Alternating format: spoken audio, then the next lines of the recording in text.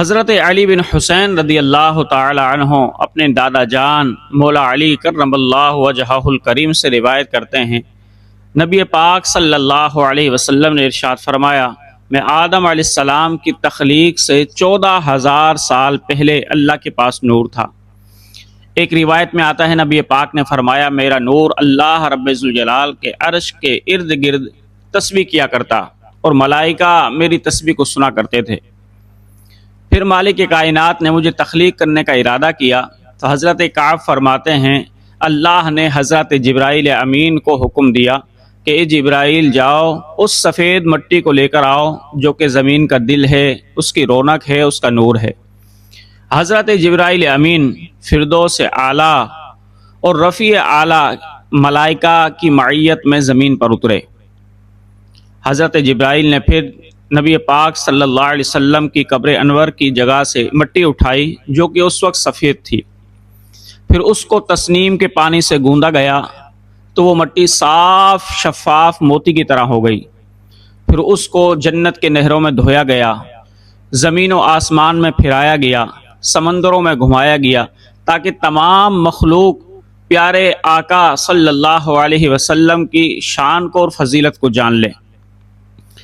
اس وقت ملائکہ حضرت آدم کی فضیلت سے آشنا نہ تھے، نہ حضرت آدم کو جانتے تھے۔ پھر اللہ نے حضرت آدم کی تخلیق کی، ان کو جب پیدا کر دیا تو انہوں نے اپنی پیشانی کے بلوں کے نیچے پرندے کی طرح پھڑپھڑانے کی آواز سنی۔ حضرت آدم نے عرض کی، مولا یہ کیا ہے؟ اللہ رب ذوالجلال نے فرمایا، اے آدم یہ خاتم الانبیاء سید المرسلین کی تسبیح ہے۔ حضرت آدم علیہ السلام کی پیشانی میں وہ نور اس طرح چمکتا تھا جس طریقے سے دن میں سورج چمکتا ہے یا اندھیری رات میں چاند چمکتا ہے۔ اللہ رب ذوالجلال نے حضرت آدم علیہ السلام سے فرمایا، اے آدم جو نور میں نے تجھے دیا ہے، جو تیری پشت میں تیری پیشانی میں چمک رہا ہے، اب میں تجھ سے اس نور کے بارے میں عہد لے رہا ہوں۔ اللہ نے فرمایا، اے آدم اس نور کو پاکیزہ پشتوں سے پاکیزہ رحموں میں تو منتقل کرنا، اور جب یہ پاک پشتوں میں منتقل ہو جائے تو پھر تو پاک پشت سے بھی عہد لینا کہ وہ بھی آئندہ پاک رحموں میں اس کو منتقل کرے۔ حضرت آدم علیہ السلام نے اللہ رب ذوالجلال کی بارگاہ میں وعدہ کر لیا کہ اے مالک کائنات میں اس نور کو ہمیشہ پاکیزہ پشتوں سے پاکیزہ رحموں میں منتقل کروں گا۔ پھر اللہ رب ذوالجلال کے ملائکہ حضرت آدم علیہ السلام کی تعظیم کرنے لگے۔ وہ تعظیم اس طرح کرنے لگے، جہاں کہیں حضرت آدم جنت میں گھومنے پھرنے کے لیے جاتے تو ملائکہ صف باندھ کر آدم علیہ السلام کے پیچھے پیچھے چلتے۔ تو حضرت آدم نے عرض کی، یا اللہ یہ ملائکہ میرے پیچھے صفیں باندھ کر کیوں چلتے ہیں؟ اللہ رب ذوالجلال نے فرمایا، یہ اس لیے کہ یہ محمد مصطفیٰ کا نور دیکھتے ہیں۔ آدم علیہ السلام کے دل میں بھی شوق پیدا ہوا۔ حضرت آدم نے عرض کی، مولا مجھے بھی پیارے مصطفیٰ کا نور دکھا۔ تو اللہ رب ذوالجلال نے شہادت کی انگلی میں پیارے مصطفیٰ کا نور منتقل کر دیا، اور اللہ نے فرمایا، اے آدم تو بھی اب اس کی زیارت کر لے۔ حضرت آدم نے جب نور مصطفیٰ کی زیارت کی تو آپ نے پڑھا، اشہد ان لا الہ الا اللہ اشہد ان محمد رسول اللہ، اور محمد کی جگہ پر آپ نے اپنی انگلیوں کو چوم کر آنکھوں سے لگا لیا۔ پھر حضرت آدم علیہ السلام جب بھی اپنی زوجہ کے پاس جاتے، یعنی اماں حوا کے پاس جاتے، تو پہلے غسل فرماتے پھر خوشبو لگاتے،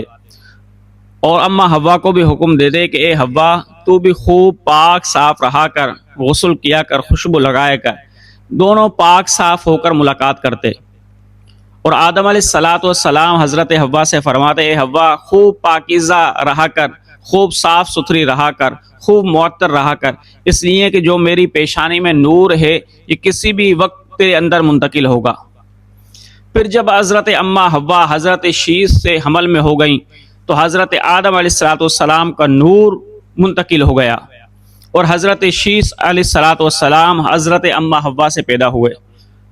جب وہ پیدا ہو گئے تو حضرت شیش علیہ السلام میں نبی پاک صلی اللہ علیہ وسلم کا نور چلا گیا، آدم علیہ الصلوۃ والسلام کا جب آخری وقت آیا تو انہوں نے حضرت شیس کو بلایا اور کہا کہ اے شیس، میں تجھ سے ایک وعدہ لینا چاہتا ہوں جو اللہ رب ذوالجلال نے مجھ سے لیا، کہ تو اس کو ہمیشہ پاکیزہ پشتوں سے پاکیزہ رحموں میں منتقل کرے گا۔ حضرت شیس علیہ الصلوۃ والسلام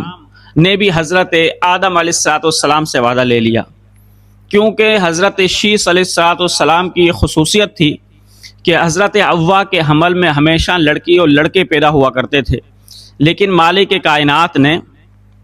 حضرت شیس علیہ الصلوۃ والسلام کو اکیلے پیدا کیا، صرف نبی پاک صلی اللہ علیہ وسلم کے احترام کی وجہ سے۔ اسی طریقے سے حضرت آدم علیہ الصلوۃ والسلام نے بھی نور محمدی کا اس قدر احترام کیا کہ جب نور محمدی حضرت حوا میں منتقل ہو گیا تو حضرت آدم نے ان سے ملنا چھوڑ دیا، ملاقات کرنا چھوڑ دی، تاکہ نور مصطفیٰ صلی اللہ علیہ وسلم میں کسی قسم کی کوئی تکلیف نہ ہو، کوئی آمیزش نہ ہو۔ پھر روایت کے اندر آتا ہے کہ حضرت آدم علیہ الصلوۃ والسلام نے جب وصیت لی شیس سے تو شیس نے بھی وصیت کو پورا کیا اور ایک اپنے زمانے کی نیک پارسا خاتون حضرت بیدا سے شادی کی۔ جب حضرت شیس نے بیدا سے شادی کر لی اور وہ نور محمد حضرت بیدا کے اندر منتقل ہوا حضرت انوش علیہ الصلوۃ والسلام کے حمل سے، تو اس وقت بیدا کو خوشخبری دی گئی کہ اے بیدا، تجھے مبارک ہو کہ تو محمد مصطفیٰ صلی اللہ علیہ وسلم کے نور سے حاملہ ہو گئی ہے۔ کہ حضرت بیدا کے اندر جب نور مصطفیٰ آیا تو حضرت بیدا اتنی حسین و جمیل ہو گئیں کہ حضرت اماں حوا کی طرح ان کا حسن و جمال بھی لہلہانے لگا۔ الغرض حضرت انوش علیہ الصلوۃ والسلام اس دنیا میں تشریف لائے تو حضرت انوش کی پیشانی میں بھی نور مصطفیٰ جگمگانے لگا، اور حضرت انوش اتنے خوبصورت تھے کہ جہاں کہیں جاتے ہر چیز حضرت انوش علیہ الصلوۃ والسلام کے لیے جھک جاتی، اور یہ سلسلہ پھر اولاد در اولاد چلتا رہا، اور ہر شخص جو نور محمد کا وارث بنا اس نے اپنے آنے والی اولاد کو بھی یہ وصیت کی کہ اس کو ہمیشہ پاکیزہ پشتوں سے پاکیزہ رحموں میں منتقل کیا جائے، حتیٰ کہ یہ ہوتے ہوتے حضرت عبد المطلب اور حضرت عبداللہ تک پہنچی۔ حضرت عبداللہ کے بعد نبی پاک صلی اللہ علیہ وسلم اس عالم رنگ و بو میں تشریف لائے، تو ہمارے نبی پاک صلی اللہ علیہ وسلم کی یہ شان ہے، اور ہمارے نبی پاک صلی اللہ علیہ وسلم کا نور مبارک اس طریقے سے منتقل ہوا، وہ تقلب کافی الساجدین، کہ آپ سجدہ کرنے والوں کی پیشانیوں میں دورہ کرتے رہے، یعنی جب بھی آپ کا نور منتقل ہوا تو اپنے وقت کے سب سے فضیلت والے شخص اور اپنے وقت کی سب سے فضیلت والی عورت کے اندر منتقل ہوا۔